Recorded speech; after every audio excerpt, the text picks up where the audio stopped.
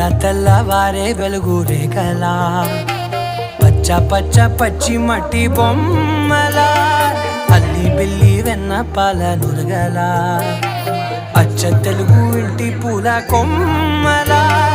దేవదేవుడే పంపగా ఇలా దేవతే మా ఇంట అడుగే పెట్టెనట